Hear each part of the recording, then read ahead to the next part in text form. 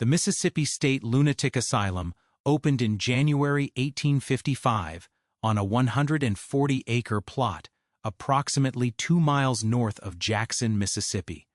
The facility was conceived under legislation passed in 1848, following advocacy by Dorothea Dix, whose national campaign promoted the establishment of state-funded institutions for the care of individuals classified as insane. The asylum's construction followed the Kirkbride Plan, an architectural and operational model developed by Thomas Story Kirkbride and endorsed by the Association of Medical Superintendents of American Institutions for the Insane. The Kirkbride design emphasized moral treatment, a therapeutic philosophy grounded in the belief that mental illness could be ameliorated through structured routines, humane living conditions, and exposure to restorative environments. The physical layout reflected this philosophy. A central administrative building was flanked by linear wings that extended outward and backward, creating separate wards for male and female patients. Each ward was designed to house patients in hierarchical classification, acute cases nearest the center, chronic cases progressively farther from administrative oversight. The building was 4 stories tall, constructed of brick with a slate roof, and surmounted by a cupola that functioned both as architectural ornamentation and as a ventilation mechanism. Large windows along the ward corridors were intended to maximize natural light and air circulation. The surrounding grounds included cultivated gardens, walkways, and open fields, all intended to provide therapeutic benefit through exposure to pastoral scenery. The asylum was designed to accommodate between 250 and 300 patients. Initial admissions were governed by a legal framework in which commitment required a petition to the probate court, testimony before a jury, and a majority verdict affirming insanity. Patients could be committed by family members, or in cases where family declined or was absent, by county authorities acting on complaints from any citizen. Once committed, the cost of care was charged either to the patient's estate, if assets were available, or to the county of residence. The financial structure created an incentive for counties to limit the number of indigent commitments, but it also provided a mechanism by which families or communities could permanently remove individuals deemed socially or economically burdensome. The legal threshold for commitment was deliberately low. Diagnoses were broad and subjective. Chronic mania, acute melancholia, hysteria, epilepsy, and feeble-mindedness were all sufficient grounds for indefinite institutionalization. Predisposing causes recorded in admission registers included heredity, intemperance, religious excitement, grief, financial worry, and for women, menstruation, pregnancy, and childbirth. These categories reflected prevailing psychiatric theory, which attributed mental illness to moral weakness, constitutional defect, or exposure to destabilizing modern influences. The diagnostic framework was not designed to identify discrete, treatable conditions. It was designed to classify individuals who deviated from normative behavior and to justify their removal from society. The asylum's operational premise rested on several core assumptions. First, that confinement in a structured, controlled environment was inherently therapeutic.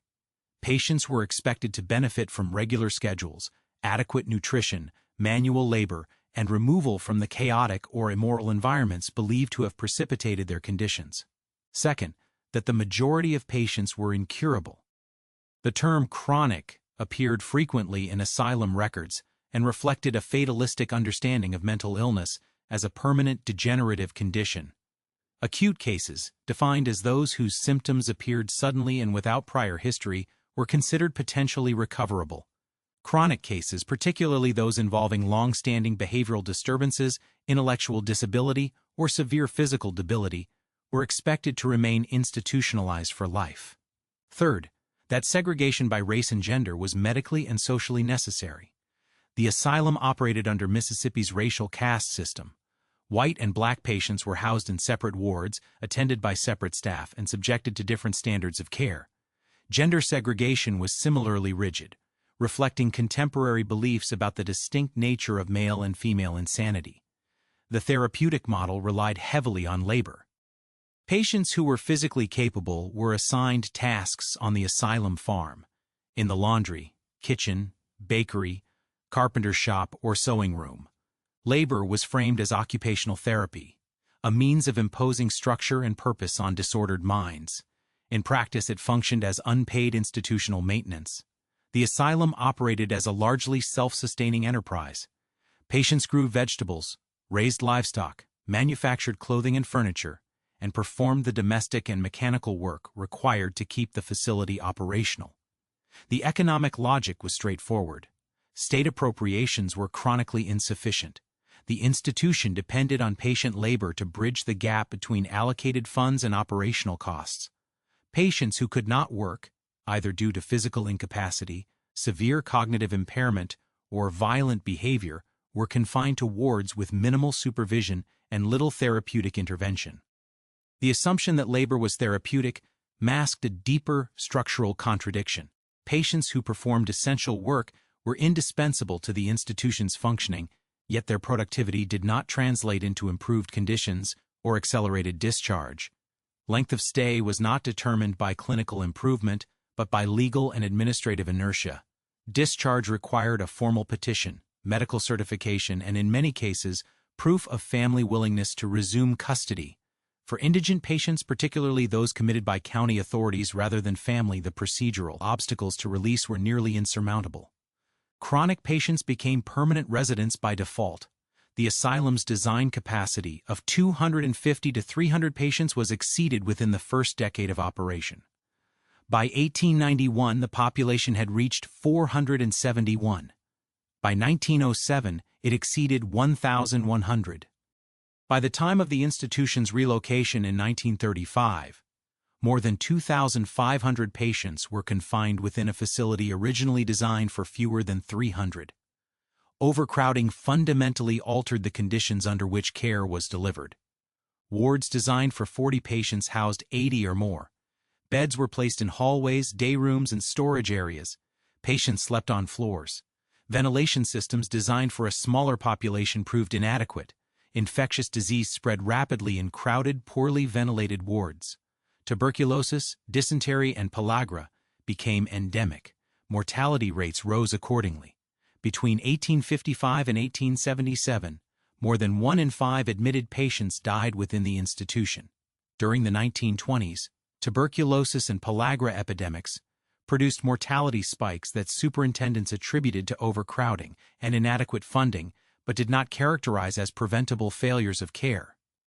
The biennial report submitted to the state legislature consistently requested increased appropriations, additional buildings, and more staff. These requests were rarely fulfilled. The gap between the institution's stated therapeutic mission and its actual capacity to provide care widened continuously. The asylum's information architecture, the system by which patient status was recorded and communicated, was minimal. Admission registers documented name, age, county of origin, occupation, diagnosis, and date of entry. Discharge records noted whether the patient was released, transferred, died, or in some cases, eloped. The register did not track treatment, behavioral observations, or clinical progress. It functioned primarily as an administrative ledger. Superintendents submitted biennial reports to the state legislature summarizing admissions, discharges, deaths, and operational expenses. These reports provided aggregate statistics, but included no individual patient narratives. The asylum's internal record-keeping was similarly sparse. Ward attendants maintained daily logs noting incidents of violence, self-harm, or illness, but these logs were not systematically compiled or analyzed. The result was an institution in which thousands of individuals lived, worked, and died, yet left behind almost no detailed documentation of their experiences, symptoms, or trajectories. The absence of records was not an oversight, it was a structural feature of an institution designed to warehouse rather than treat. The cemetery was established shortly after the asylum opened. Patients who died without family able or willing to claim their remains were buried on site. The practice was common among 19th-century asylums and reflected both logistical necessity and the social marginalization of the institutionalized. The cemetery occupied a section of the asylum grounds away from the main buildings. Burials were conducted without coffin markers. A central register recorded the names of the deceased, their date of death, and in some cases, the cause of death. But this register was not comprehensive. Many deaths, particularly in the pre-1912 period before Mississippi began issuing death certificates, went unrecorded or were documented only in summary form in biennial reports. The cemetery grew incrementally, parallel to the institution's expanding population and rising mortality rate. By the time the asylum relocated in 1935, thousands of individuals had been interred in unmarked graves. The cemetery remained on the original campus, which was subsequently sold and redeveloped. The graves were not moved, they were not memorialized. They were forgotten. The design premise that structured every aspect of the asylum's operation, from architecture to admission procedures to labor assignments, contained embedded vulnerabilities that would ensure systemic failure. The assumption that confinement was therapeutic required adequate resources, trained staff, and clinical oversight. None of these conditions were met. The assumption that labor was rehabilitative required that patients retain agency and dignity. Instead, labor functioned as economic exploitation.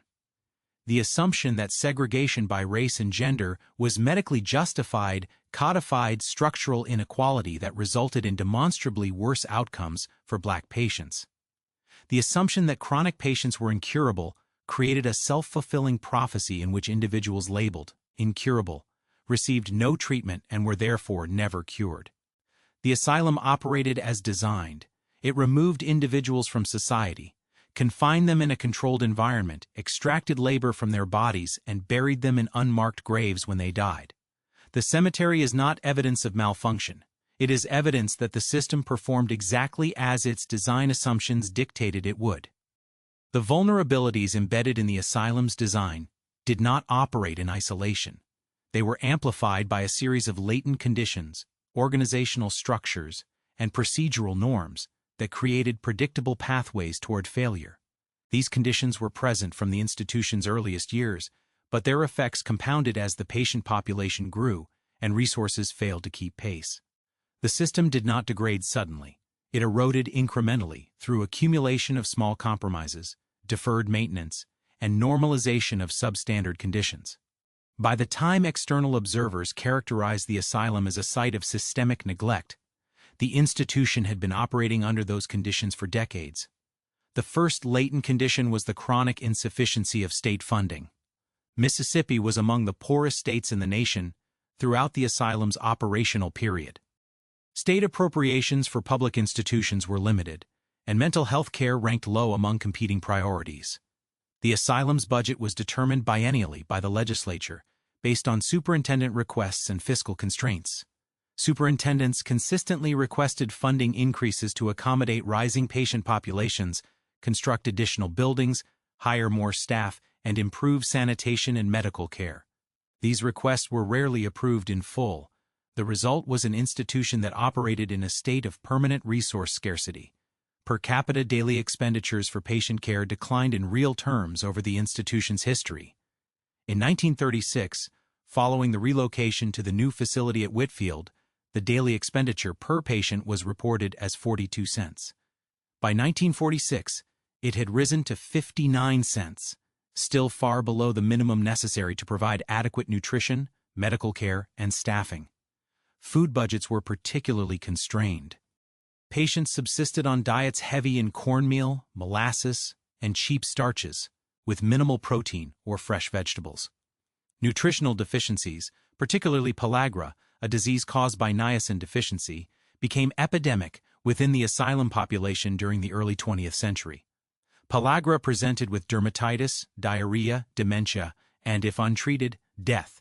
The disease was preventable through dietary modification, but the asylum's food budget did not permit the purchase of niacin-rich foods in sufficient quantities.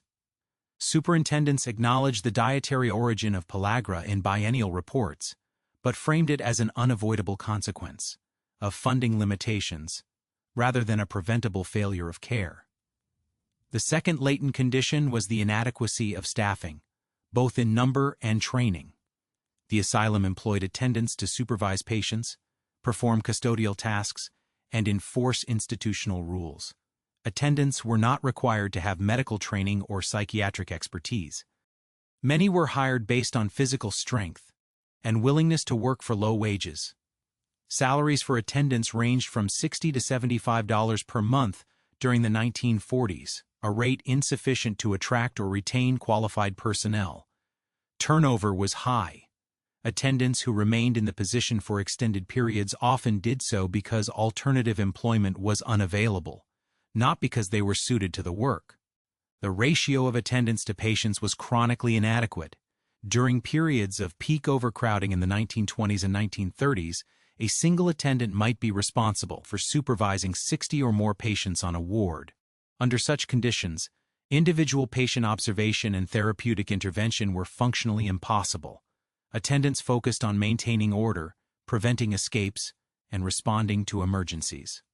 Violent or disruptive patients were restrained using mechanical devices, confined to isolation rooms, or subjected to punitive measures framed as necessary for institutional security.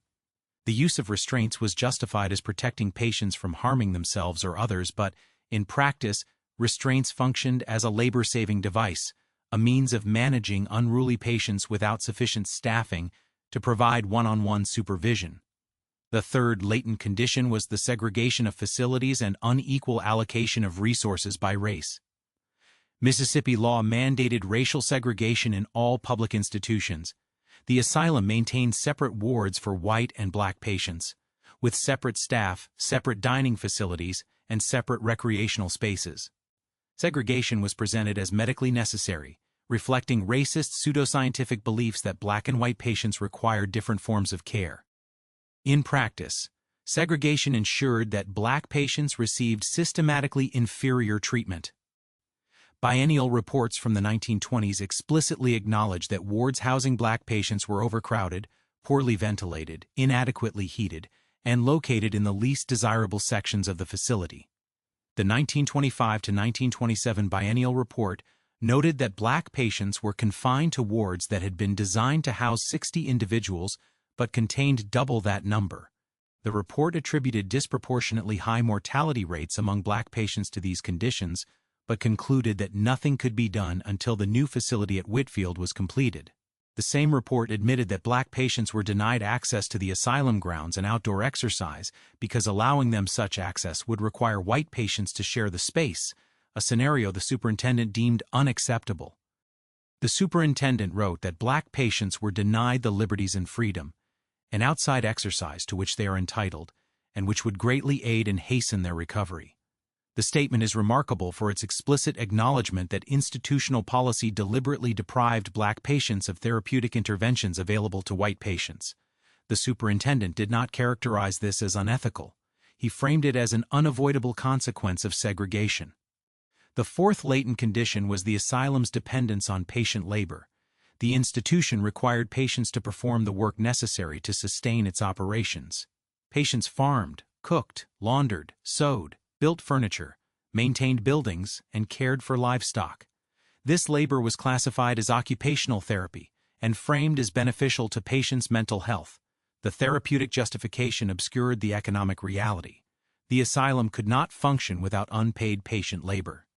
Patients who refused to work, or who were unable to work due to physical or cognitive impairment, were relegated to custodial wards where they received minimal care and no therapeutic intervention.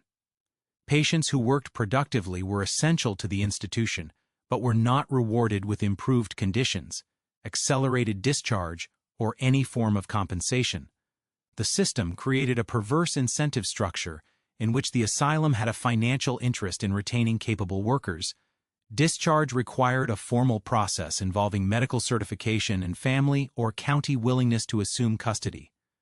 For patients whose labor was valuable, there was no institutional pressure to expedite discharge. The longer they remained, the more the institution benefited. The fifth latent condition was the inadequacy of medical oversight.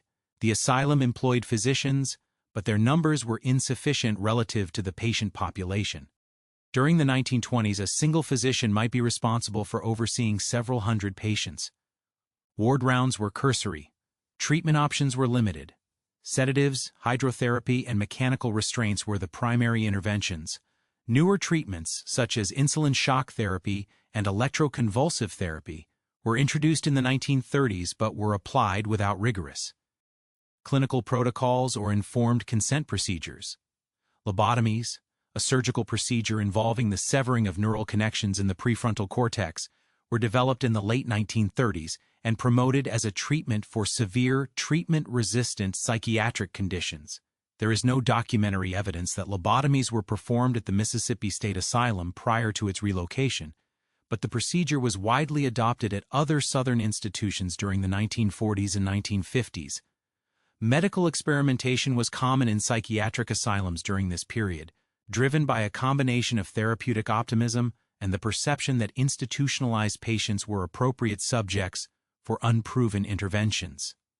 Patients had no legal right to refuse treatment. Consent was obtained from families or legal guardians, if obtained at all. The power imbalance between physicians and patients, compounded by patients' legal incapacity and social marginalization, created conditions under which coercive and harmful treatments could be administered without accountability. The sixth latent condition was the normalization of high mortality rates. Asylum superintendents reported patient deaths in biennial reports, often with minimal explanation. Causes of death included tuberculosis, pellagra, dysentery, pneumonia, heart disease, and exhaustion. Some deaths were attributed to accidents or suicide. The reports framed mortality as an unfortunate but expected outcome given the chronic and incurable nature of many patients' conditions. Comparisons to mortality rates in other institutions or the general population were rare. When comparisons were made, they were used to argue that the Mississippi Asylum's mortality rate was not unusually high, a defensive posture that implicitly acknowledged the expectation of scrutiny. During epidemic periods, such as the pellagra outbreaks of the 1920s, superintendents attributed deaths to factors beyond institutional control, such as patients' pre-existing malnutrition prior to admission. This framing deflected responsibility and reinforced the narrative that the asylum was doing the best it could under difficult circumstances. The reality was that many deaths were preventable. Pellagra could have been prevented through dietary improvement. Tuberculosis transmission could have been reduced through better ventilation, less overcrowding, and isolation of infectious patients.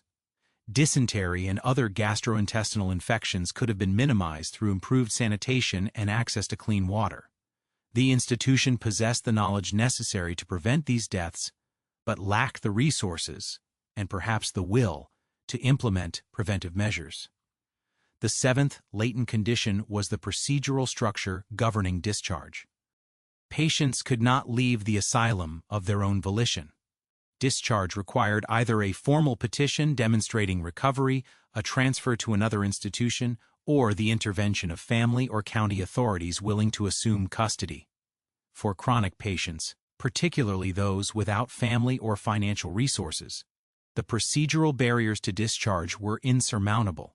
Patients classified as incurable were not considered candidates for discharge. Patients who exhibited behavioral problems, even if their underlying mental illness had stabilized, were deemed too dangerous to release.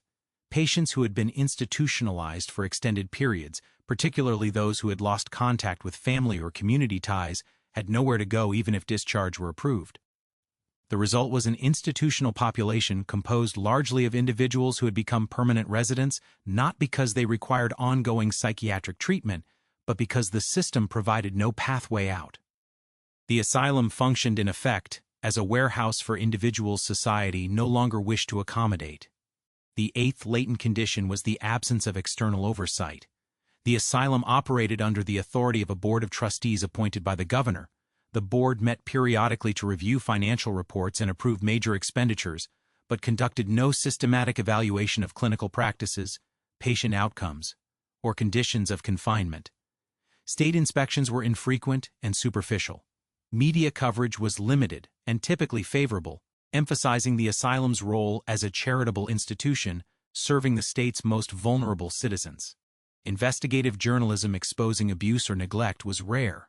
When abuses were reported, such as allegations of patient beatings in the 1940s, investigations were conducted by legislative committees with limited medical expertise and a vested interest in avoiding scandal. Institutional culture reinforced the perception that harsh conditions and strict discipline were necessary to manage dangerous or uncooperative patients. Attendants who used excessive force or neglected patient care faced little risk of accountability unless their actions resulted in visible injury or death. Even then, dismissals were more common than criminal prosecutions. The institutional environment shielded misconduct and discouraged whistleblowing. The cumulative effect of these latent conditions was a system in which failure was not only possible but structurally inevitable. Chronic underfunding ensured that resources would never match the needs of the population. Inadequate staffing ensured that patients would not receive individualized care or supervision. Racial segregation ensured that Black patients would suffer disproportionately. Dependence on patient labor ensured that economic considerations would override therapeutic goals. Weak medical oversight ensured that harmful or experimental treatments would be applied without rigorous evaluation. Normalization of high mortality rates ensured that preventable deaths would be attributed to patient pathology rather than institutional failure. Procedural barriers to discharge ensured that patients would remain institutionalized long after any therapeutic justification had expired. Absence of external oversight ensured that abuses would go unreported and unaddressed. These conditions did not cause specific incidents of harm. They created an environment in which harm was continuous, diffuse, and invisible to external observers. The cemetery did not fill suddenly. It filled incrementally, one unmarked grave at a time, over the course of 80 years. The Mississippi State Lunatic Asylum did not experience a single catastrophic initiating event that precipitated systemic collapse. There was no explosion, no flood, no fire that suddenly exposed the institution's failures. Instead, the initiating event was continuous and diffuse, the relentless admission of patients into a facility that had exceeded its design capacity within the first decade of operation and never ceased growing. The divergence between the asylum's stated mission and its operational reality began at the moment the first patient was admitted and widened incrementally with each subsequent commitment. By the early 20th century, the gap between the institution's therapeutic premise and its actual function had become unbridgeable. The asylum was no longer a hospital in any meaningful sense. It was a detention facility for individuals society had classified as unmarriageable, unemployable, or otherwise socially undesirable. The admission process itself was the mechanism through which this divergence was initiated and sustained. Commitment to the asylum required a petition to the probate court, testimony before a jury, and a majority verdict affirming insanity. The legal standard was deliberately vague. Insanity was not defined by specific diagnostic criteria, but by deviation from normative behavior. Petitions cited a wide range of justifications: religious fanaticism, sexual promiscuity, refusal to work, chronic insubordination, habitual drunkenness, and for women, unmarried pregnancy or resistance to marriage. Medical testimony was rarely required. In Mississippi and Kentucky, juries rather than physicians determined whether an individual met the threshold for commitment. This procedural structure allowed families and communities to use the asylum as a mechanism for removing burdensome or disruptive individuals without needing to demonstrate that those individuals posed a danger to themselves or others. The threshold for commitment was far lower than the threshold for discharge. Once admitted, patients could not leave without formal approval. The legal presumption shifted. Inside the asylum, the burden of proof rested with the patient to demonstrate sanity, competence, and the existence of a family or community willing to resume custody. For indigent patients, for patients estranged from family, and for patients whose symptoms were chronic rather than acute, this burden was insurmountable. The first documented patient, admitted on January 10, 1855, was identified in asylum records only as E. By 1870, this individual was still confined within the institution, described in the superintendent's synoptical history as sinking into hopeless dementia. No recovery was expected. No discharge was anticipated. The case was framed as evidence of the asylum's charitable commitment to lifelong care for the incurable. This framing established the institutional norm. Chronic patients were expected to remain until death. The asylum's original design capacity was 250 to 300 patients. By 1891, the population had reached 471. By 1907, it exceeded 1,100. By 1925, the population approached 2,000. By the time of the relocation to Whitfield in 1935, more than 2,500 patients were confined within the facility. The physical infrastructure did not expand proportionally. Wards designed to house 40 patients contained 80 or more. Hallways, day rooms, and storage areas were converted into sleeping quarters. Beds were placed side by side with minimal clearance. Patients slept on floors. The overcrowding was not a temporary crisis, it was the institution's permanent operational condition. The admission registers provide a granular record of who was committed and why. A sample of 15 patients admitted between 1900 and 1930 and who died prior to the asylum's relocation reveals consistent patterns. Most were committed in their 20s or 30s.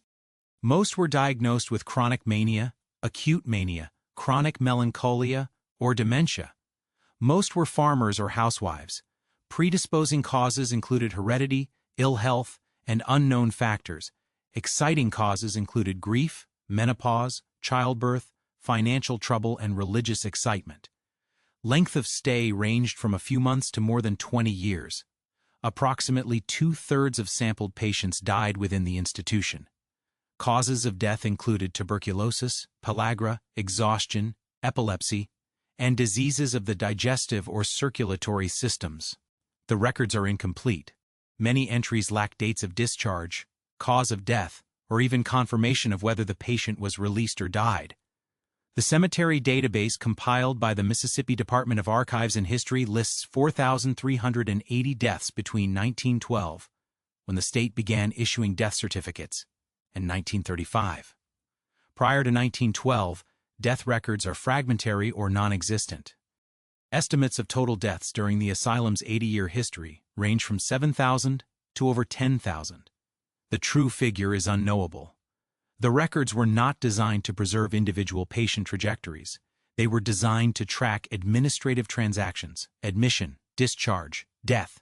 The racial composition of the cemetery population diverges sharply from the institution's overall demographics. Approximately 75% of burials analyzed to date are identified as African American, despite Black patients constituting roughly 50 to 55% of the total patient population during the 1920s and 1930s. This disparity reflects differential mortality rates driven by the latent conditions described in the previous chapter. Black patients were confined to overcrowded, poorly ventilated wards. They were denied access to outdoor exercise and therapeutic labor assignments available to white patients. They received less medical attention. Biennial reports from the 1920s explicitly attributed higher mortality among Black patients to inferior living conditions but framed these conditions as unavoidable pending construction of new facilities. The 1925 to 1927 report stated that wards housing Black patients, designed for 60 individuals, contained 120. The report noted that these wards were dark and dreary and poorly ventilated and terribly overcrowded, and it is impossible to make them habitable. The superintendent estimated that 250 Black patient deaths could have been prevented if the new facility had been completed sooner. This statement constitutes documentary acknowledgement that deaths were preventable and that institutional policy decisions, specifically the prioritization of white patient facilities over Black patient facilities, directly contributed to excess mortality. The superintendent did not characterize this as a failure of duty. He presented it as a resource allocation problem, pending legislative appropriation. The pellagra epidemic of the 1920s illustrates how the divergence between institutional rhetoric and reality produced mass mortality. Pellagra is caused by niacin deficiency in presence with dermatitis, diarrhea, dementia, and death. The disease was well understood by the 1922. Its dietary origin had been conclusively demonstrated by epidemiological studies conducted by the United States Public Health Service. Prevention required increasing dietary intake of niacin through consumption of meat, fish, eggs, legumes, or fortified grains. The asylum's food budget did not permit such dietary modification. Patients subsisted on cornmeal, molasses, and cheap starches. Pellagra became endemic. The 1925 to 1927 biennial report noted an unusually high number of pellagrans, predominantly Black patients from flooded regions of the state, admitted during the spring. The report predicted that most would die. The prediction was accurate. Mortality spiked. The superintendent attributed the deaths to pre-existing malnutrition prior to admission and to the inherent severity of pellagra as a disease. He did not acknowledge that the asylum's inadequate diet perpetuated and worsened the condition. Patients admitted with mild pellagra deteriorated and died within the institution because the institution could not or would not provide the nutritional intervention necessary to reverse the disease. The deaths were preventable. They were predicted. They were not prevented. Tuberculosis followed a similar pattern. The disease is transmitted through airborne droplets and thrives in crowded, poorly ventilated environments. The asylum's overcrowded wards provided ideal conditions for tuberculosis transmission. Patients with active tuberculosis were not consistently isolated. Ventilation was inadequate. Patients slept in close proximity. The disease spread rapidly. Biennial reports documented tuberculosis as a leading cause of death, but attributed it to patients' pre-existing susceptibility or the chronic nature of the disease. The role of overcrowding, poor ventilation, and inadequate isolation procedures in facilitating transmission was acknowledged but not framed as a correctable institutional failure. Instead, superintendents requested funding for a separate tuberculosis ward. The request was not approved. Patients with tuberculosis continued to be housed alongside patients without the disease. Transmission continued. Mortality continued. The cemetery filled. The asylum's record-keeping system created a second form of divergence between documented patient status and actual patient outcomes. Admission registers recorded name, diagnosis, date of admission, and in some cases, date and cause of death. They did not track treatment, behavioral observations, or clinical progress. Patients could live within the institution for decades and leave behind only a single line in a ledger. The biennial reports submitted to the state legislature summarized aggregate statistics but provided no individual case narratives. Patients who died were listed by number. So many deaths from tuberculosis, so many from pellagra, so many from exhaustion. The individual circumstances of each death were not recorded. The cemetery register, maintained separately, was even less comprehensive. Many burials were recorded only as unknown or with incomplete names.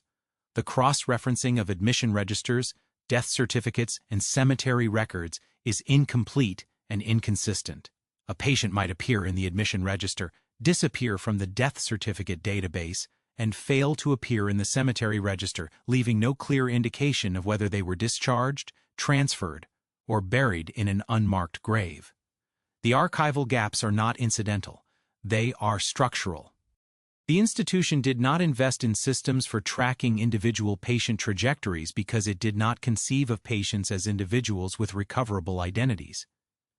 Patients were classified, managed, and when they died, buried. The cemetery reflects this administrative logic. Bodies were interred without markers because markers would have required the institution to maintain permanent individual identification. The absence of markers ensured that once a patient died, they could not be recovered either physically or archivally. The divergence between the asylum's self-presentation and its operational reality was most visible during periods of external scrutiny. In 1949, journalist Hodding Carter published a 3-part investigative series in the Delta Democrat Times exposing conditions at the new facility at Whitfield, which had inherited the patient population, institutional culture, and resource constraints of the Jackson Asylum. Carter documented overcrowding, malnutrition, inadequate staffing, and routine use of mechanical restraints and physical punishment. He compared patient diets to those of concentration camp inmates, noting caloric intake below 1,000 calories per day. He reported allegations of beatings with rubber hoses, denial of toilet paper, and rationing of baths to once per week. He quoted former patients describing conditions of murderous neglect. The asylum's administration responded by disputing specific factual claims, but did not deny that conditions were substandard. Instead, officials argued that the institution was doing the best it could with limited resources and that critics failed to appreciate the difficulty of managing violent or uncooperative patients. This defensive posture mirrored the rhetorical strategy employed in biennial reports throughout the asylum's history. Problems were acknowledged, but attributed to factors beyond institutional control. insufficient legislative appropriations, the inherent difficulty of treating chronic mental illness, and the necessity of maintaining order and security in a custodial environment. The patient narratives that survive challenge the institution's self-presentation. Ada Leah Wynne was admitted on May 11, 1893, 3 weeks after her mother's death. She was 31 years old, unmarried, and living in the family home in Tate County. Her younger brother, Benjamin Wynne, petitioned for her commitment on grounds of chronic dementia, which he claimed had first appeared in 1881. Ada was literate. She could read, write, and speak English. She was classified as a spinster. Family lore attributed her condition to a fall from a baby carriage in childhood, but no medical documentation supports this explanation. Ada died on August 21 or 22, 1906, 13 years after her admission. The cause of death was recorded as consumption, a colloquial term for tuberculosis. She was buried in the Asylum Cemetery. Her grave is one of 30 marked with a headstone, a rare exception in a cemetery where the vast majority of burials are unmarked. The headstone was likely purchased by her family. The inscription, added in 1998 during a memorialization effort, reads, "May you rest here in harmony with the universe and in the dignity and peace intended by your Creator." Ada's case illustrates the procedural ease with which families could commit relatives and the difficulty with which those relatives could secure release. She was admitted shortly after a destabilizing life event, the death of her mother. She was committed by a male family member who may have viewed her continued presence in the household as burdensome. She remained institutionalized until her death from a preventable infectious disease. Her family's decision to mark her grave suggests some degree of ongoing connection, but they did not retrieve her body for burial in the family plot. She remained in the Asylum Cemetery, her name preserved only because her family purchased a headstone. Isham C. Ernest was admitted sometime before 1858, the first year for which patient registers are available. He does not appear in those registers, suggesting he was among the asylum's earliest admissions. Family lore attributes his insanity to chemical exposure during his work as a hat maker, a plausible hypothesis, given the use of mercury in hat manufacturing during the 19th century. He may also have suffered from post-traumatic stress disorder following service in the War of 1812. He lived with his daughter and son-in-law in Neshoba County prior to his commitment. He died within the asylum and was buried in the cemetery. His grave is unmarked. His descendants have been unable to locate definitive records of his admission, diagnosis, or death. His name survives in family genealogical records but not in the asylum's archival holdings. He is representative of the thousands of patients admitted prior to 1912 whose deaths were not recorded in state-issued death certificates and whose burials were not systematically documented. He entered the institution and disappeared. The initiating event was not a single catastrophic failure. It was the normal operation of a system designed to remove individuals from society and confine them indefinitely in conditions that made death a predictable outcome. The divergence between the asylum's therapeutic rhetoric and its custodial reality was present from the beginning and widened continuously. Patients were admitted under the premise that they would receive care. They were confined under conditions that made recovery unlikely and death probable. The cemetery grew because the system functioned as designed. The failure chain within the Mississippi State Lunatic Asylum was not mechanical but biological, social, and administrative. It did not unfold over hours or days, as in an industrial accident, but over decades, through the accumulation of untreated disease, malnutrition, environmental exposure, and structural neglect. The physics of failure in this system involve the interaction between human physiology and the conditions of confinement. Patients entered the asylum with baseline health status determined by their prior living conditions, genetic predispositions, and any pre-existing illnesses. Once inside, their trajectories were shaped by the institution's capacity to provide adequate nutrition, sanitation, medical care, and protection from infectious disease. When the institution failed to meet these needs, patient health deteriorated predictably. The failure was not random. It followed pathways determined by the latent conditions and resource constraints already in place. The most significant failure mechanism was malnutrition, particularly the epidemic of pellagra that ravaged the asylum population during the 1920s. pellagra is caused by insufficient dietary intake of niacin, also known as vitamin B3. The disease presents in 4 stages. Initial symptoms include fatigue, irritability, and gastrointestinal distress. As the deficiency worsens, patients develop dermatitis, characterized by symmetrical scaly lesions on sun-exposed skin, particularly the hands, feet, neck, and face. The skin lesions become hyperpigmented, thickened, and in severe cases, ulcerated. The second major symptom complex involves the gastrointestinal system, diarrhea, nausea, vomiting, and abdominal pain. The third involves the nervous system, dementia, confusion, memory loss, hallucinations, and in terminal cases, stupor and coma. If untreated, pellagra is fatal. The disease was endemic in the southern United States during the early 20th century, particularly among impoverished populations whose diets consisted predominantly of corn-based staples lacking sufficient niacin. The asylum's patient population was drawn disproportionately from these same impoverished communities, meaning many patients entered the institution with pre-existing nutritional deficiencies. The asylum's diet, constrained by inadequate appropriations, perpetuated and worsened these deficiencies. The biennial report for 1925 to 1927 documented the pellagra epidemic explicitly. The superintendent noted that the spring of 1926 brought an unusually high number of admissions diagnosed with pellagra, many of them Black patients from flood-affected regions of the Mississippi Delta. The report stated that most of these patients would die, and mortality data confirm this prediction. The 1927 to 1929 report repeated the same pattern, noting continued high mortality from pellagra and attributing it to patients' pre-existing malnutrition. The superintendent's framing obscured the institution's role in perpetuating the disease. Patients admitted with mild pellagra, if provided a niacin-sufficient diet, could recover within weeks. The asylum's diet did not provide sufficient niacin. Cornmeal, molasses, and starches formed the basis of patient meals. Meat, eggs, legumes, and fresh vegetables, all of which contain niacin, were provided in quantities insufficient to meet daily requirements. Patients admitted with mild pellagra deteriorated. Patients who entered the asylum without pellagra developed it after prolonged confinement.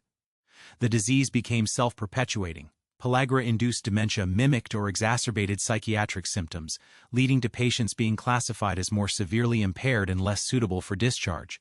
Patients too ill to work were removed from labor assignments, depriving them of the outdoor activity and sunlight exposure that might have provided marginal nutritional benefit through photosynthesis of vitamin D and incidental consumption of wild plants. The failure chain was complete.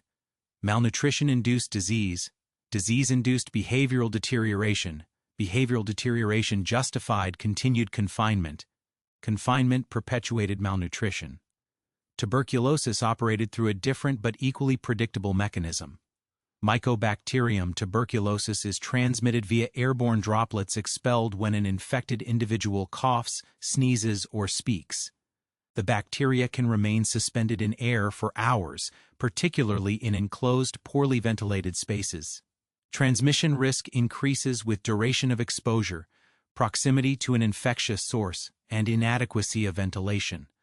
Once inhaled, the bacteria lodge in the lungs and may remain dormant for months or years before activating. Active tuberculosis presents with chronic cough, hemoptysis, coughing up blood, fever, night sweats, and progressive weight loss.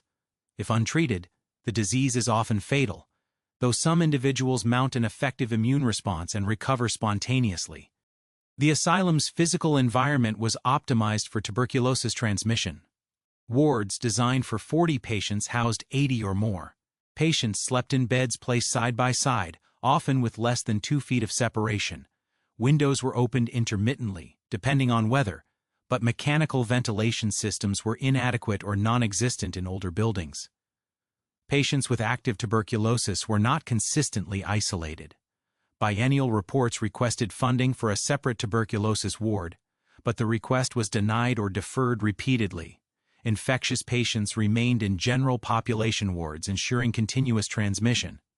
The progression of tuberculosis within the asylum population followed a predictable epidemiological curve. patients admitted without tuberculosis were exposed to infectious individuals within days or weeks of arrival. Some fraction of exposed individuals became infected. Some fraction of infected individuals progressed to active disease. Active cases transmitted the bacteria to other susceptible individuals, perpetuating the cycle. Mortality from tuberculosis was high. The 1912 to 1913 biennial report listed tuberculosis as a leading cause of death, accounting for a substantial proportion of the 172 deaths in 1912 and 206 deaths in 1913.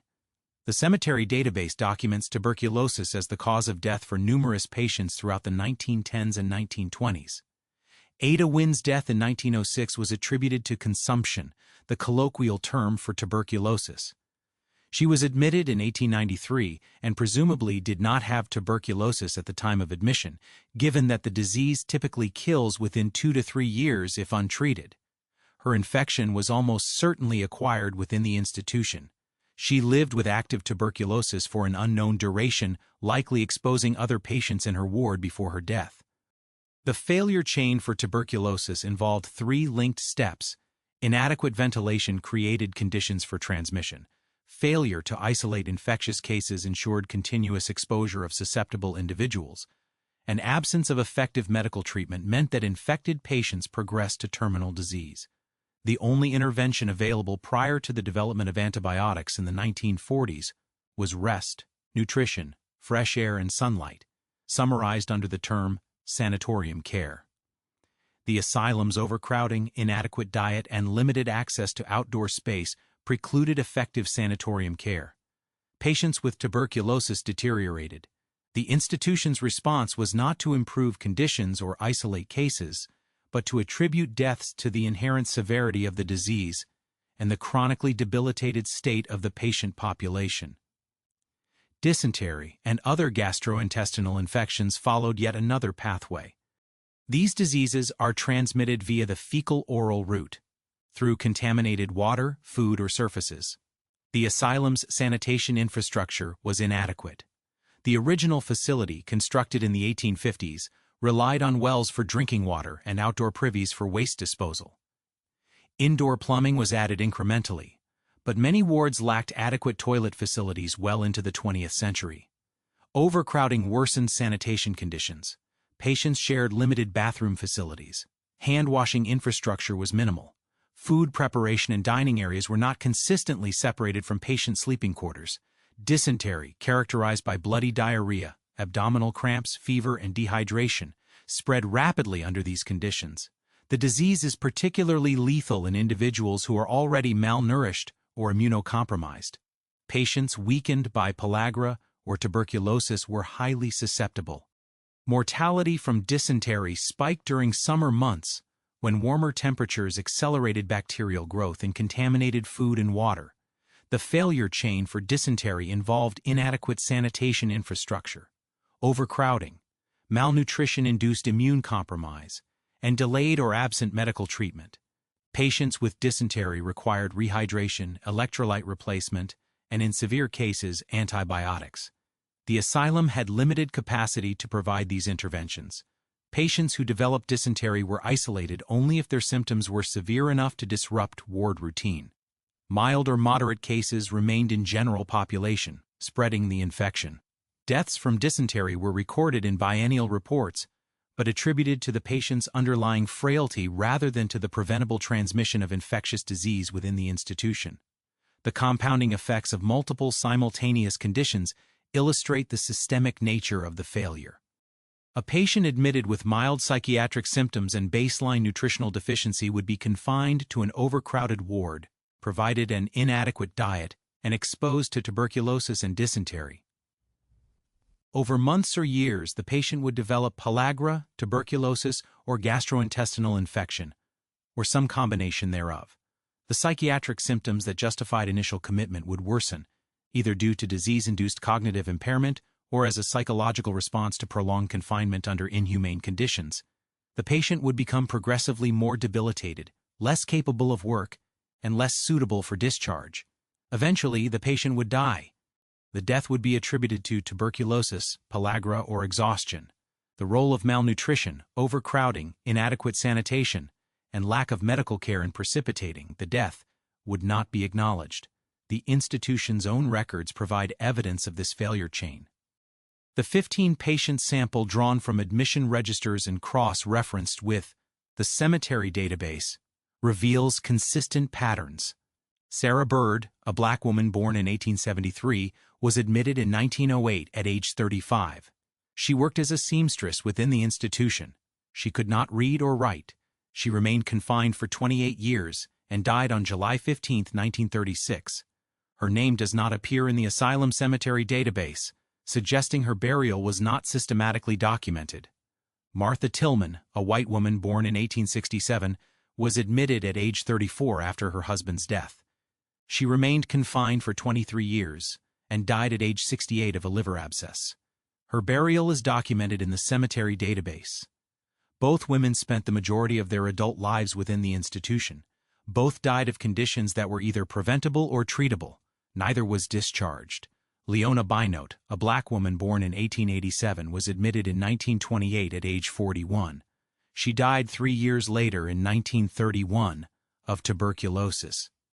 She was literate and married. Her length of stay, just 3 years, suggests rapid deterioration after admission. Mose Dent Jr., a black man born in 1868, was admitted in 1907 and died 24 years later in 1931, also of tuberculosis. He was literate and widowed. His prolonged survival with tuberculosis suggests either a slowly progressive form of the disease or repeated cycles of remission and relapse. Ada Daniel, a black woman born in 1883, was admitted in 1916 and died 18 years later, in 1934, of cervical cancer. Her length of stay suggests that her psychiatric condition, whatever it may have been, did not preclude long-term survival, but that she was never considered suitable for discharge. Mary Hamilton, a black woman born in 1870, was admitted in 1903 and died 28 years later, in 1931, of arteriosclerosis. She was widowed and could not read or write.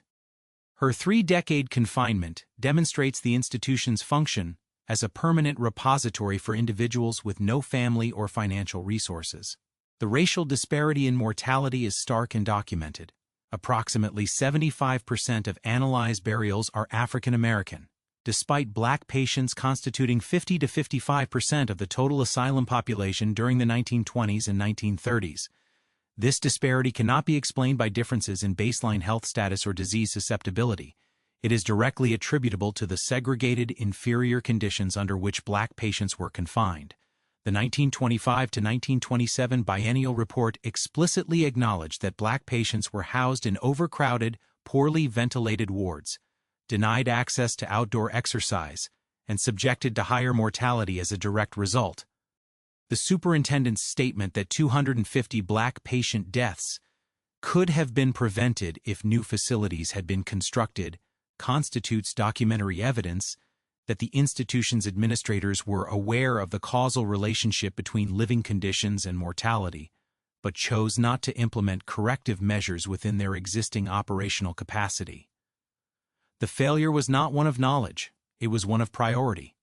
The point of no return, the moment at which a patient's trajectory became irreversible, varied by individual circumstance. For patients admitted with acute, treatable conditions, the point of no return was the decision not to discharge them promptly once symptoms stabilized. For patients who entered the asylum in reasonable health, the point of no return was the onset of pellagra, tuberculosis, or another debilitating condition acquired through prolonged exposure to institutional conditions. For patients who were malnourished or immunocompromised upon admission, the point of no return may have been the moment of commitment itself. Once confined, they entered an environment that accelerated rather than arrested their physical decline. The institution did not cause all patient deaths, but it created conditions under which death was far more likely than it would have been outside the institution. This is the definition of systemic failure. The organization designed to prevent harm instead became the primary mechanism through which harm was inflicted. The feedback loop between institutional conditions and patient outcomes was self-reinforcing. Malnutrition caused disease. Disease caused cognitive and behavioral deterioration. Deterioration justified continued confinement. Confinement perpetuated malnutrition. The loop could not be broken without external intervention, either through increased funding, improved conditions, or mass discharge. None of these interventions occurred. The institution continued to admit patients, confine them under inadequate conditions, and bury them in unmarked graves. The cemetery filled not because of individual errors or accidents, but because the system operated according to its structural logic. Patients were removed from society, confined in a resource-starved environment, denied effective medical care, and subjected to infectious diseases that thrived in overcrowded, unsanitary conditions. The outcome was predictable, documented, and preventable. It was not prevented. The Mississippi State Lunatic Asylum did not experience a single moment of recognition followed by coordinated stabilization efforts, as would occur in an industrial or nuclear accident. Instead, the institution underwent periodic attempts at reform, prompted by overcrowding crises, disease outbreaks, external criticism, or changes in administrative leadership. These attempts were partial, underfunded, and ultimately ineffective. They did not reverse the structural conditions that produced high mortality. In some cases, reform efforts introduced new forms of harm or redistributed suffering without reducing its total magnitude. The absence of a clear stabilization phase reflects the fundamental nature of the failure. It was not an event requiring emergency response, but a chronic condition embedded in the institution's operational design. The first significant stabilization attempt occurred following the 1892 fire that destroyed two-thirds of the asylum's central building. The fire forced a temporary reduction in patient capacity and prompted legislative discussion of whether to rebuild on the existing site or relocate the institution entirely. The decision to rebuild reflected political and economic considerations rather than clinical ones. The asylum represented a significant capital investment. The land, buildings, and infrastructure could not be easily abandoned. Reconstruction proceeded incrementally over the following decade, with new wings added to accommodate the growing patient population. The rebuilt facility incorporated some improvements in fire safety and ventilation, but did not address the fundamental problem of overcrowding. By the time reconstruction was complete, the patient population had already exceeded the expanded capacity. The fire, which might have served as an opportunity to rethink the institution's design and function, instead became an occasion to replicate the same structural flaws on a slightly larger scale. The second major stabilization attempt was the prolonged effort beginning in the 1910s and extending through the early 1930s, to construct an entirely new facility at a different location. Legislative authorization for the new facility was granted in 1926, but construction was delayed by funding shortages, political disputes, and the onset of the Great Depression. The decision to relocate the asylum to a former state prison farm in Rankin County reflected both practical and symbolic considerations. The prison had been relocated to Parchman Farm in the Mississippi Delta, freeing up a large tract of land 8 miles east of Jackson. The transfer of the asylum to the former prison site made explicit the institution's custodial function.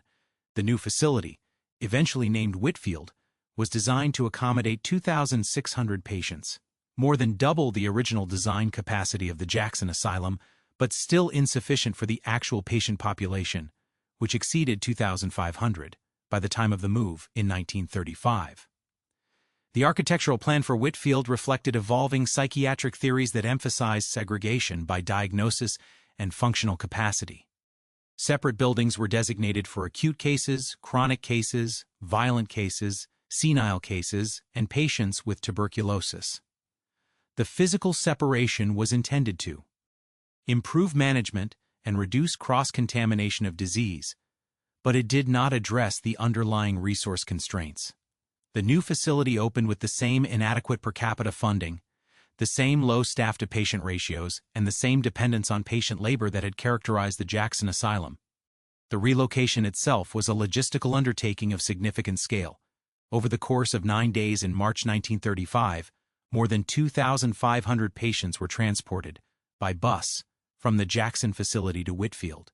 The cost per patient was 15 cents. Patients were moved with minimal personal belongings. Medical records were incomplete or lost in the transfer.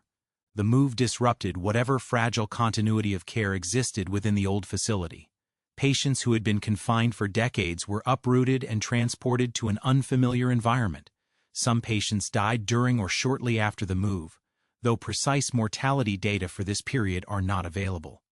The new facility was celebrated in local media as a symbol of Mississippi's progressive commitment to mental health care. A special section in the Clarion Ledger on February 24, 1935, featured congratulatory advertisements from contractors, suppliers, and local businesses. The Stuart C. Irby Company, which provided lighting and electrical systems, published an advertisement, stating, "Truly this is an institution of which every Mississippian should be proud, and by means of which many will be returned, cured to their homes and families." The optimism reflected in this advertisement bore no relation to the institution's actual outcomes. The vast majority of patients admitted to Whitfield would not be cured or returned to their homes. They would remain confined until death, just as they had at the Jackson facility.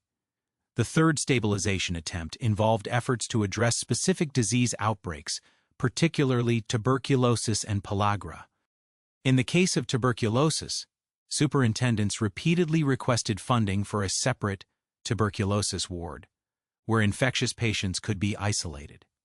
These requests were documented in biennial reports throughout the 1920s and early 1930s. The legislature did not appropriate funds for a dedicated tuberculosis building until after the relocation to Whitfield, and even then, the building was not completed immediately. In the interim, tuberculosis patients remained in general population wards, continuing to transmit the disease to susceptible individuals. The absence of isolation capacity meant that any patient admitted to the asylum, regardless of their initial diagnosis, faced substantial risk of tuberculosis exposure. The institution's failure to implement effective tuberculosis control measures was not due to lack of knowledge. By the 1920s, the airborne transmission of tuberculosis was well understood, and public health guidelines for isolation and ventilation were widely disseminated. The failure was one of resource allocation and institutional priority. Tuberculosis control required investment in infrastructure and staffing. The legislature was unwilling to provide that investment. Pellagra presented a different challenge. Unlike tuberculosis, pellagra was not infectious. It could be prevented and reversed through dietary modification alone. The intervention required was well understood and relatively inexpensive: increase the proportion of niacin-rich foods in patient diets. The obstacle was not lack of knowledge but the asylum's food budget. Superintendents acknowledged in biennial reports that patient diets were inadequate and that pellagra was a direct consequence of malnutrition. The 1927 to 1929 report stated, "For some time we have attempted to sterilize those patients who are returned home, and it is to be hoped that in the future, every patient who comes to the institution before they return to their home will be sterilized in order to lessen the mental disorders which will be handed down to future generations, and thereby save the state of the burden of caring for an increased number of mental cases." This passage reveals the institution's priorities. Resources were allocated to eugenic sterilization programs aimed at preventing the reproduction of institutionalized patients, while simultaneously failing to provide the dietary interventions necessary to prevent pellagra deaths. The institution was willing to invest in controlling patients' reproductive capacity, but not in ensuring their survival. The eugenic sterilization law, enacted in Mississippi in 1928, represented a fourth form of stabilization attempt, framed as a preventive measure to reduce future demand for institutional services. The law authorized the sterilization of patients diagnosed with hereditary forms of insanity, idiocy, imbecility, feeble-mindedness, or epilepsy. Sterilization required a petition to the asylum's board of directors, notification of the patient and legal guardian, and approval by majority vote. The law stipulated that sterilization should serve the best interests of both the patient and society.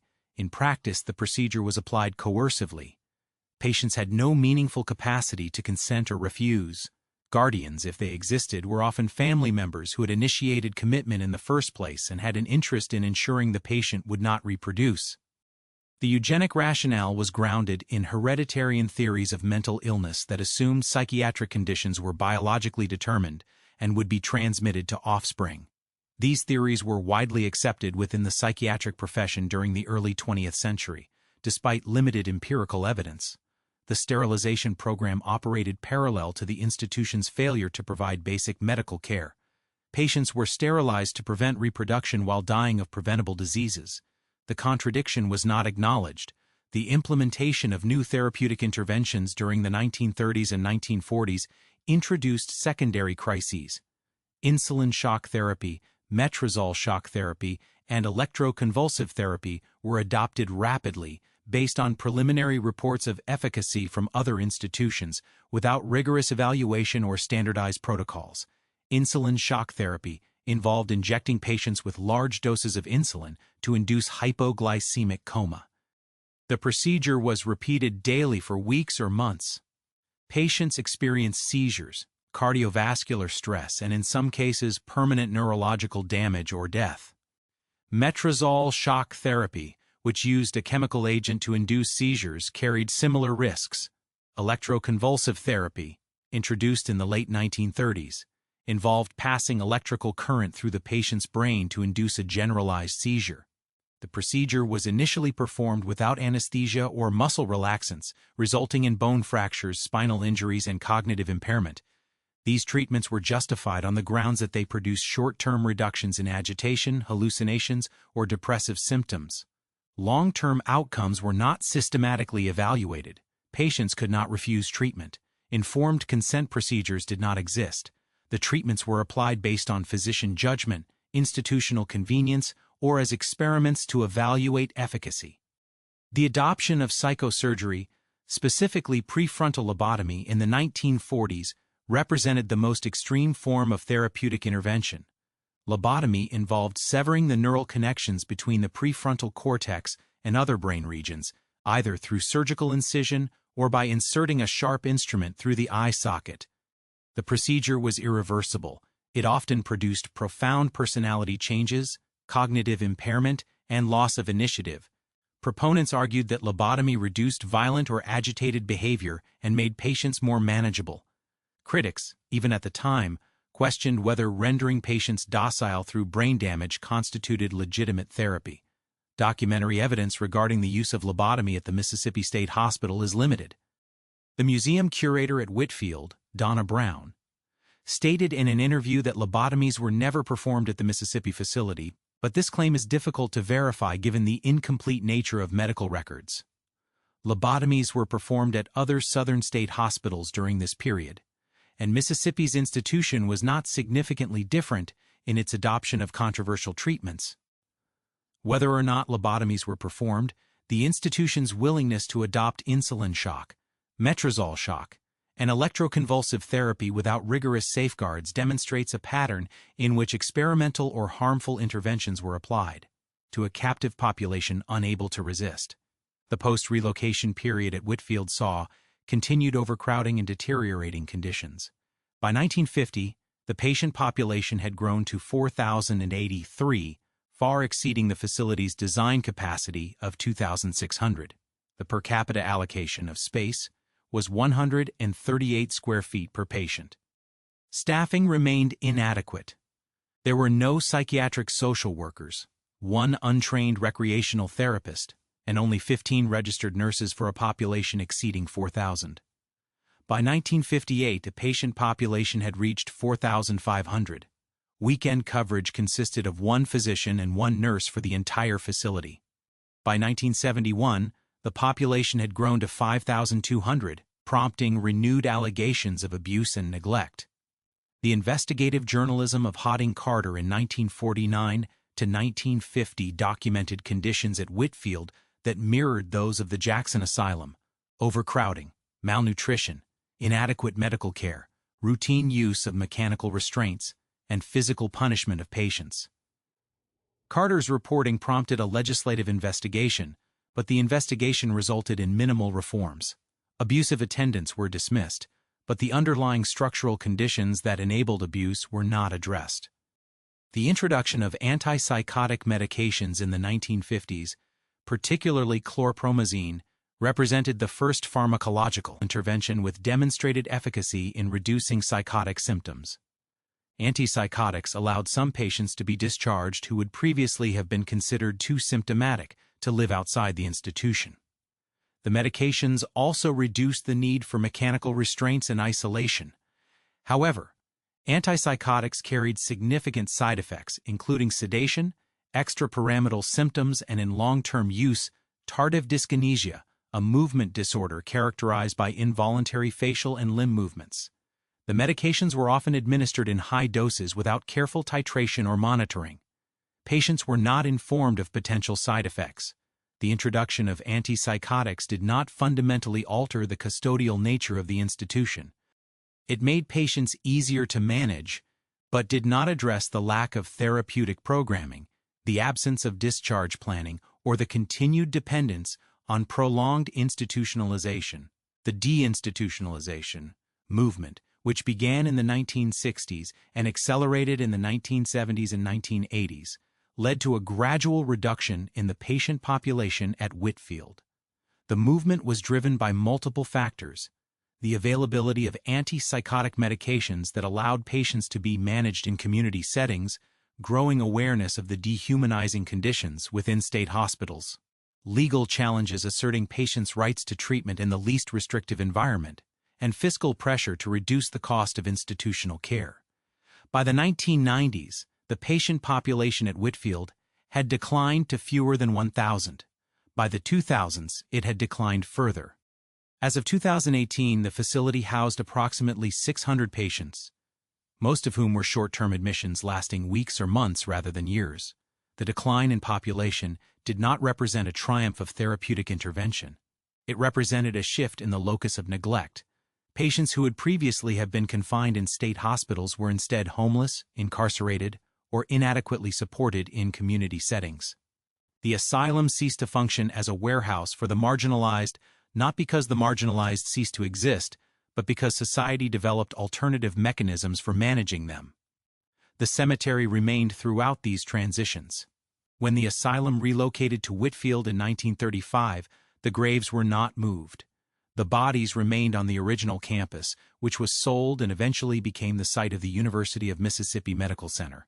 The cemetery was not marked, memorialized, or protected. It was forgotten. Construction projects in the 1990s and 2010s rediscovered the graves, first 44 in 1992, then 66 in 2012. Ground-penetrating radar surveys conducted in the 2010s estimated that more than 7,000 individuals are buried in the cemetery, far more than had been documented in asylum records. The discrepancy reflects the incomplete nature of record-keeping, particularly prior to 1912, when Mississippi did not issue death certificates. The bodies represent the cumulative mortality of 80 years of institutional operation. They are the physical manifestation of systemic failure. Stabilization was never achieved because the institution was not designed to stabilize. It was designed to remove, confine, and ultimately bury. The forensic investigation of the Mississippi State Lunatic Asylum began not through deliberate inquiry, but through accidental discovery. In 1992, construction workers preparing a site for road improvements on the University of Mississippi Medical Center campus unearthed 44 wooden coffins containing human remains. The discovery prompted a limited archaeological excavation and reinterment of the remains in 1994. The graves were recognized as belonging to former asylum patients, but no comprehensive study was initiated. The site was documented, the remains were reburied, and construction proceeded. Nearly 2 decades later, in November 2012, a second construction project uncovered an additional 66 graves. This discovery could not be dismissed as isolated. Ground-penetrating radar surveys commissioned in response to the 2012 find revealed anomalies consistent with thousands of additional burials across a 26-acre area. The estimated count rose from hundreds to over 7,000, making the Asylum Cemetery one of the largest institutional burial grounds in the United States. The physical evidence, preserved in pine coffins buried in sandy soil, provided material confirmation of what archival records had suggested, but not fully documented, that the asylum had functioned as a site of mass mortality over its 80-year operational history. The coffins themselves constitute primary forensic evidence. The 66 coffins excavated in 2012 were constructed of pine, a locally available, inexpensive wood. The coffins were simple rectangular boxes with peaked or flat lids, consistent with 19th and early 20th century burial practices for indigent populations. Dendrochronological analysis, which examines tree ring patterns in the wood, dated the coffins to the period between 1926 and 1931. This date range aligns with the peak of the pellagra epidemic and the period of maximum overcrowding immediately preceding the asylum's relocation. The coffins were arranged in rows, oriented east-west, with bodies positioned supine, hands placed across the chest or at the sides. The burials followed Christian mortuary conventions, suggesting that despite the absence of grave markers, some degree of ritual observance was maintained. The uniformity of coffin construction and burial orientation indicates that interments were conducted systematically, likely by asylum staff or patient laborers, rather than haphazardly. The coffins bore no external markings, nameplates, or identification. The anonymity was structural, not incidental. The human remains provide direct evidence of the conditions under which patients lived and died. Bioarchaeological analysis conducted by Molly Zuckerman and her team at Mississippi State University has focused on identifying markers of disease, malnutrition, and physical trauma inscribed in the skeletal material. Pellagra, while primarily a soft tissue disease, can leave skeletal indicators. Chronic malnutrition affects bone density and growth patterns. Individuals who experienced prolonged nutritional deficiency during childhood or adolescence exhibit stunted growth, thinner cortical bone, and evidence of growth arrest lines, horizontal bands visible in long bones that form when growth temporarily ceases due to illness or starvation. Adults who experienced chronic malnutrition exhibit reduced bone mineral density, increasing susceptibility to fractures. Preliminary findings from the Asylum Hill skeletal sample indicate that a significant proportion of individuals exhibited markers consistent with chronic malnutrition. These findings corroborate documentary evidence from biennial reports acknowledging inadequate diets and endemic pellagra. Tuberculosis, unlike pellagra, leaves distinctive skeletal markers in a subset of cases. Pulmonary tuberculosis, the most common form, primarily affects soft tissue and does not directly impact bone. However, when the disease spreads beyond the lungs, it can cause skeletal tuberculosis, which most commonly affects the spine, producing a condition known as Pott's disease. Pott's disease results in destruction of vertebral bodies, collapse of the spinal column, and formation of angular kyphosis, a sharp forward curvature of the spine. Skeletal tuberculosis can also affect ribs, producing lytic lesions, and can affect joints, particularly the hip and knee. Examination of the Asylum Hill skeletal remains has identified several individuals with lesions consistent with skeletal tuberculosis.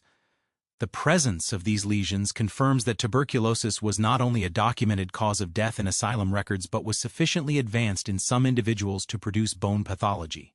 The skeletal evidence validates the archival documentation and demonstrates that tuberculosis was endemic within the institution. Trauma markers provide evidence of physical abuse, accidents, or the use of mechanical restraints. Healed fractures indicate injuries sustained during life with sufficient survival time for bone remodeling to occur. Unhealed fractures indicate injuries sustained at or near the time of death. Perimortem trauma, injuries occurring at the time of death, can be distinguished from post-mortem damage by the presence or absence of healing, and by fracture patterns.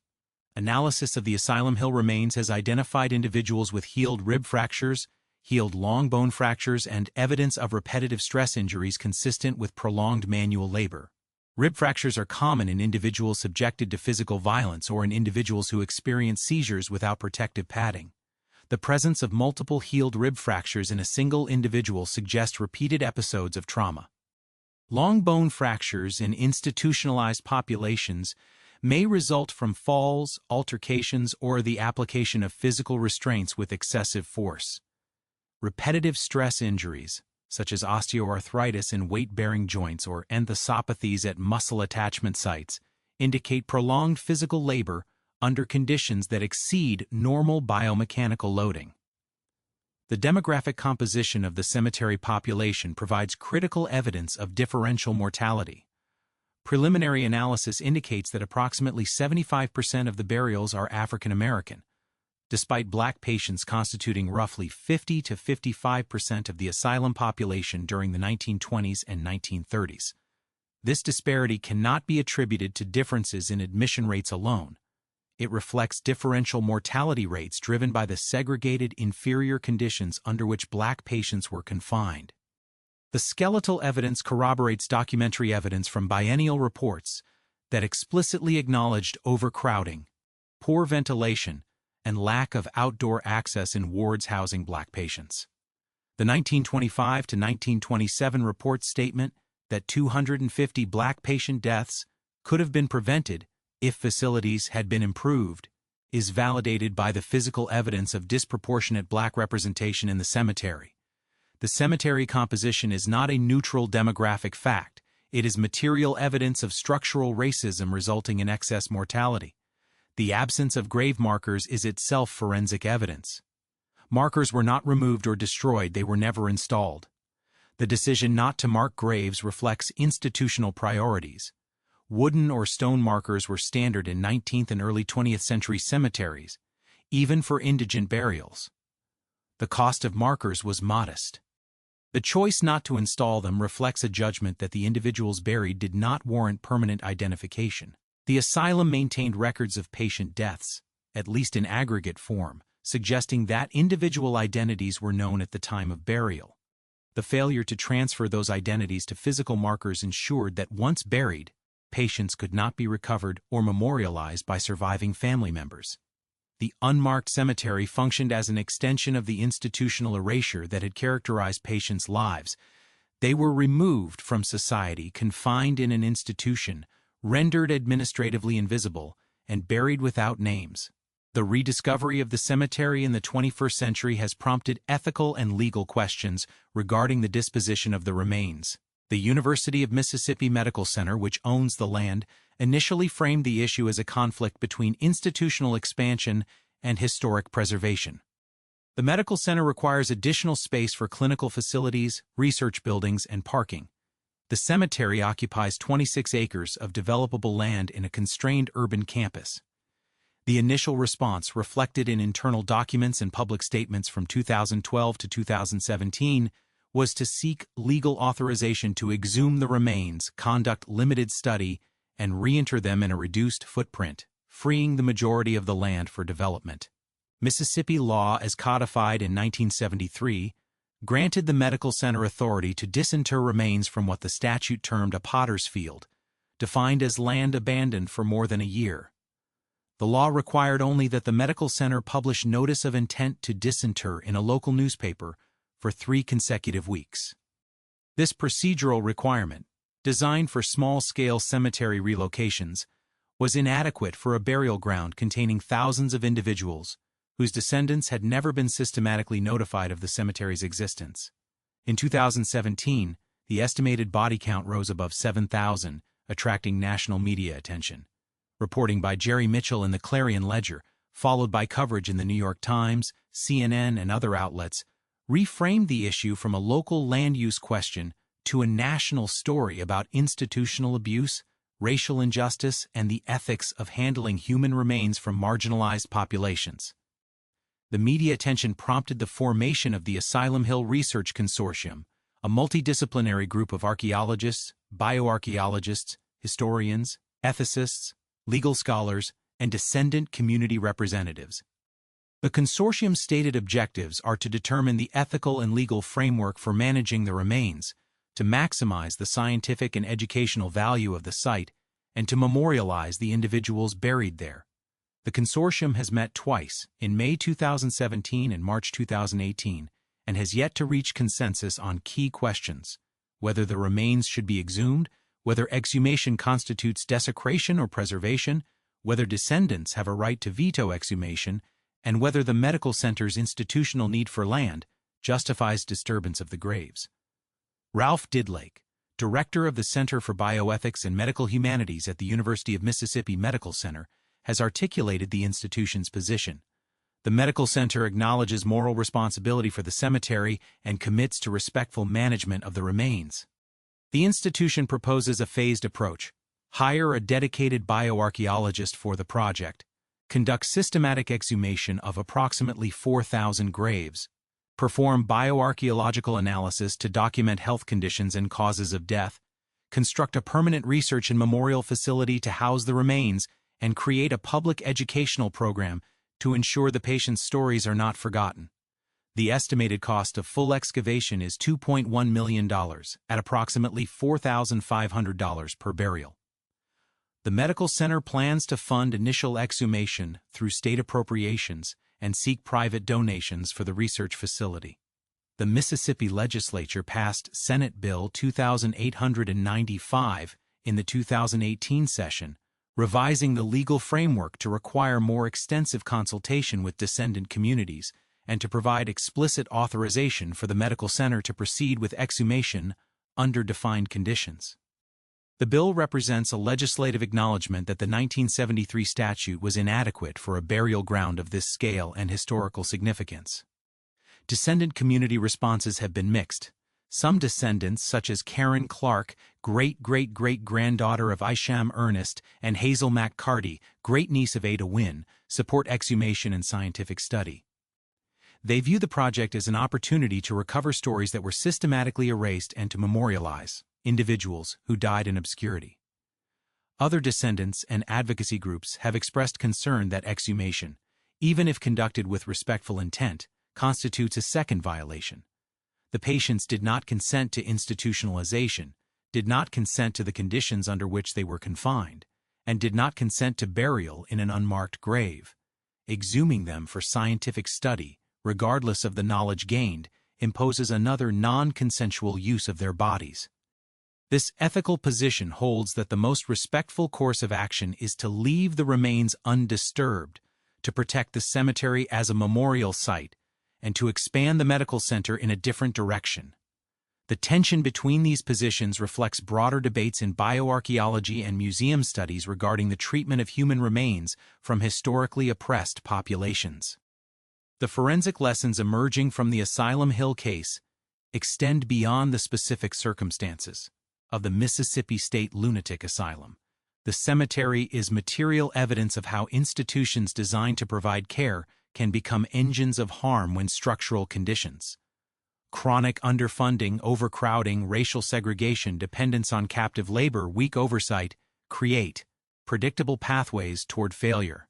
The lessons are not specific to psychiatric asylums or to the early 20th century.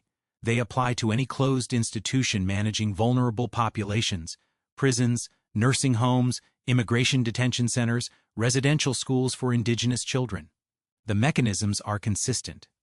Populations are removed from public view, confined under conditions justified as necessary for management or security, subjected to resource constraints that prioritize efficiency over dignity. And when they suffer or die, their suffering is attributed to their inherent pathology rather than to institutional failure. The first systemic lesson is that design assumptions must be continuously validated against operational reality. The Mississippi State Lunatic Asylum was designed on the premise that confinement, structure, and labor would be therapeutic. This premise was never rigorously tested. The institution did not systematically track patient outcomes, did not compare recovery rates to those of patients treated in alternative settings, and did not adjust practices based on evidence of effectiveness. The assumption that the institution was therapeutic persisted despite mounting evidence that patients confined for extended periods deteriorated rather than improved. The lesson is that institutions must implement feedback mechanisms that allow design assumptions to be challenged and revised when they are contradicted by operational data. The second lesson is that segregation, whether by race, diagnosis, or functional capacity, creates conditions for unequal treatment and excess mortality in marginalized subgroups. The Mississippi Asylum's racial segregation was legally mandated and culturally normalized. It was also lethal. Black patients were confined in inferior facilities, denied access to therapeutic interventions, and died at higher rates. The biennial reports documented this disparity, but did not frame it as an ethical failure requiring immediate corrective action. Instead, it was presented as an unfortunate consequence of resource constraints that would be addressed in the future. The lesson is that segregation, even when justified by logistical or administrative rationales, must be presumed to produce unequal outcomes and must be subject to rigorous monitoring and accountability. The third lesson is that dependence on captive labor creates perverse incentives that prioritize institutional convenience over patient welfare. The asylum required patient labor to sustain its operations. Patients who worked were essential, but their labor did not translate into improved conditions, accelerated discharge, or any form of compensation. The institution had a financial interest in retaining capable workers, creating a structural disincentive to discharge. The lesson is that institutions managing vulnerable populations must not depend on the labor of those populations for operational sustainability. Dependence creates exploitation and ensures that the interests of the institution will override the interests of the individuals confined within it. The fourth lesson is that high mortality rates, if normalized, cease to function as indicators of systemic failure. The asylum superintendents reported patient deaths in biennial reports, often with minimal explanation or analysis. Mortality was framed as an expected outcome, given the chronic nature of patients' conditions. Comparisons to external benchmarks were rare. When deaths spiked during epidemics, they were attributed to factors beyond institutional control.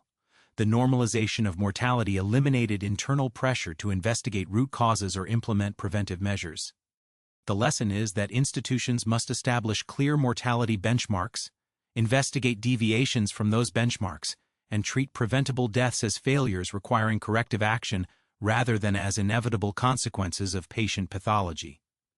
The fifth lesson is that external oversight is essential and must be independent, adequately resourced, and empowered to enforce corrective action. The Mississippi Asylum operated under minimal oversight. The Board of Trustees reviewed financial reports, but did not conduct systematic evaluations of clinical practices or patient outcomes. State inspections were infrequent and superficial.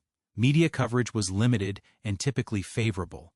When abuses were reported, investigations were conducted by legislative committees with limited expertise and a vested interest in avoiding scandal. The absence of rigorous external oversight allowed harmful practices to persist for decades. The lesson is that institutions managing vulnerable populations must be subject to regular, independent inspection by entities with clinical and ethical expertise, and those entities must have authority to mandate reforms and impose consequences for failures to comply. The sixth lesson is that record-keeping systems must be designed to preserve individual narratives, not just aggregate statistics. The asylum's admission registers recorded basic demographic data and administrative transactions, but did not track treatment, behavioral observations, or clinical progress. The result is an archive that documents the existence of thousands of individuals, but provides almost no information about their experiences, symptoms, or trajectories. The absence of records ensures that the patients remain anonymous and that their stories cannot be told. The lesson is that institutions must implement record-keeping systems that preserve sufficient detail to allow retrospective analysis of individual cases and to support accountability when harm occurs. The seventh lesson is that procedural barriers to discharge, even when justified by concerns for patient safety or public protection, can transform temporary confinement into indefinite detention. The asylum's discharge procedures required formal petitions, medical certification, and family or county willingness to assume custody. For chronic patients, particularly those without family or financial resources, these barriers were insurmountable. The lesson is that institutions must establish clear, time-limited criteria for discharge, must provide patients with procedural rights to challenge continued confinement, and must not be permitted to indefinitely detain individuals simply because they have nowhere else to go. The cemetery is the physical manifestation of these systemic failures. It is not an accident or an anomaly. It is the logical outcome of a system that removed individuals from society, confined them under conditions that made death predictable, and buried them without names. The graves do not represent individual errors or moments of crisis. They represent 80 years of continuous operation according to structural logic that prioritize social control and fiscal efficiency over human dignity and life. The forensic evidence confirms what the archival evidence suggested. The Mississippi State Lunatic Asylum functioned exactly as its design assumptions dictated. The cemetery grew because the system worked.